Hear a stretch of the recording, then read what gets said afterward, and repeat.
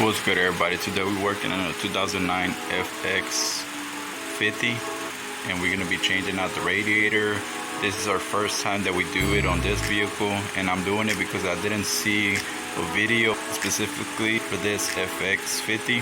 And the first thing is go ahead and take out the covers from the top, which is this one right here, this one on this side, and I went ahead and took this cover out because we are going to be changing out the thermostat, which is right here, and I don't like nothing to be on my way.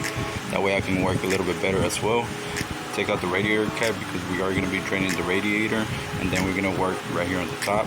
The next thing is we're going to be removing the cover under the car, and it does have a couple of screws, and those are going to be 10 millimeters, so go ahead and take this cover out as well.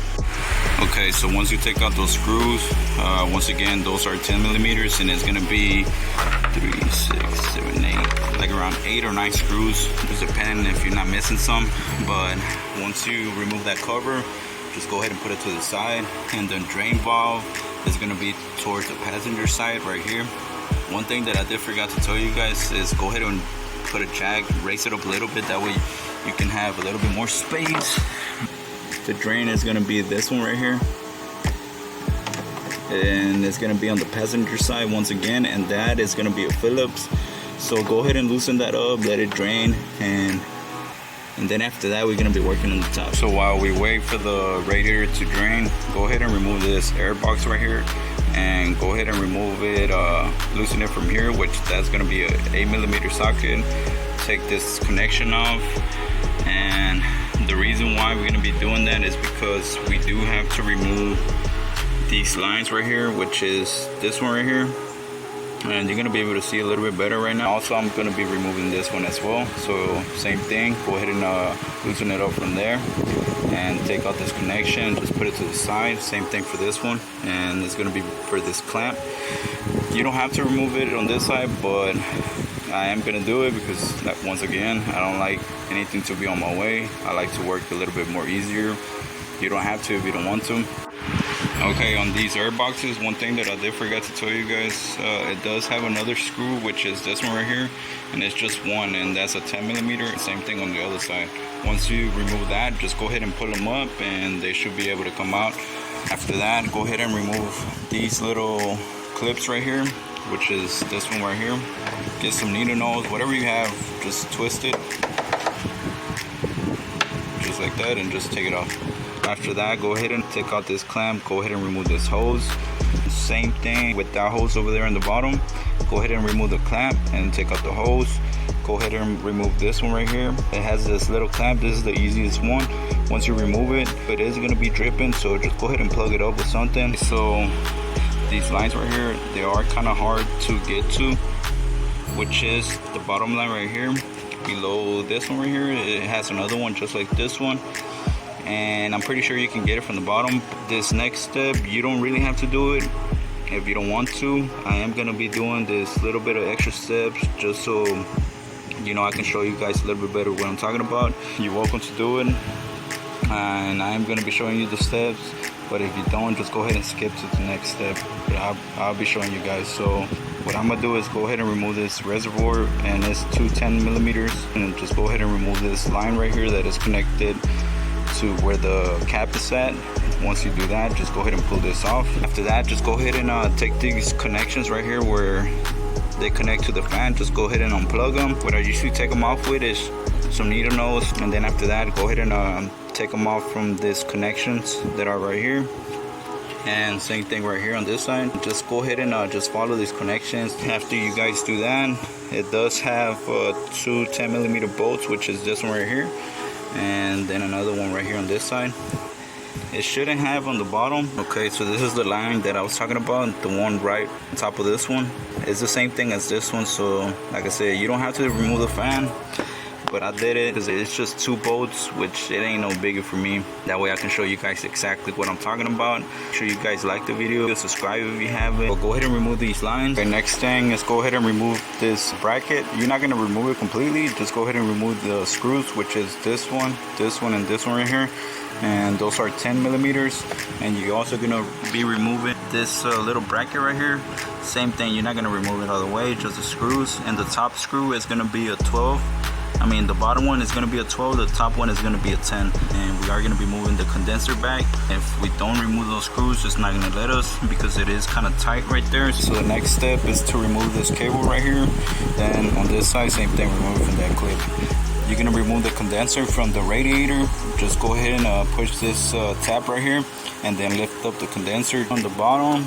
It doesn't have anything, but just make sure it's not sitting on the radiator. The other thing, the horn is going to be on the way. Kind of push it back, you shouldn't damage anything. The other little things that I did, go ahead and remove this 10mm screw that is right here holding this line. Go ahead and remove this line right here from this connection. It's just pushed in, so just go ahead and be careful as well to remove that line. They are kind of brittle and they can break on you, but if you do it carefully, it shouldn't break. Before I get too ahead of myself, go ahead and remove these 4 bolts right here. These 2 on top, 12mm, and 10mm on the bottom, and that's going to be for this bracket right here. Whenever you are going to be pushing this condenser back, this is going to be on the way and you're going to be holding it. I prefer to take them off. It's just 4 bolts. Do the same thing on this side. Okay, so the next thing is go ahead and remove these bolts right here. It's 10mm bolts.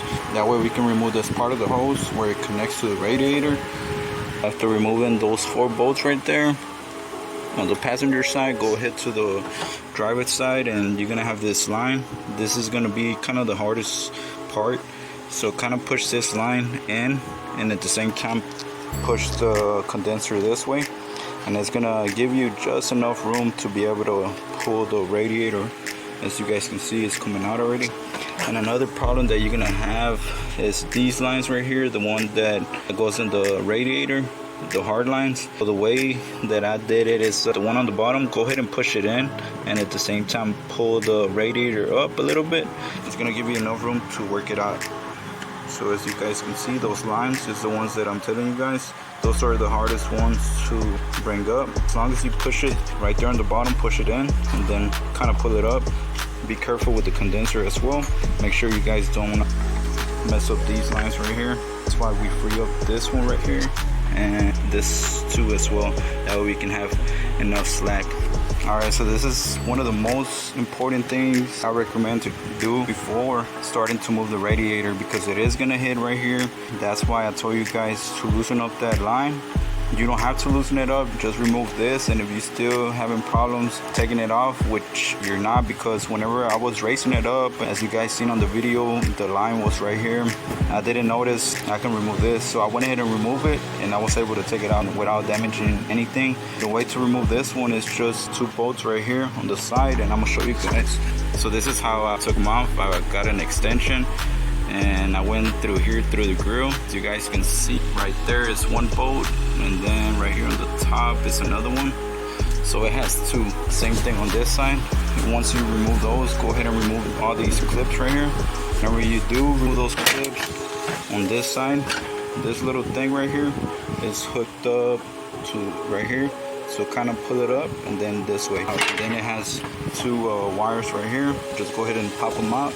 And once again, I removed it because whenever you're taking it off, it's hidden here and you put in too much pressure on that radiator, and then you can damage the condenser as well. So just go ahead and take it off. So as you guys can see, when removing this thing right here, you don't have to remove this one right here. You can if you want to, but you don't really have to. Just remove that bottom bolt. You don't have to remove the fan either. I only did it so I can show you guys exactly what I was doing. You do have to move that out the way as well, the one on the bottom, and then it's just 2 bolts. It does have a lot of room here. I'll show you guys that with this gap right here, it's not gonna hit and you're not gonna have any issues.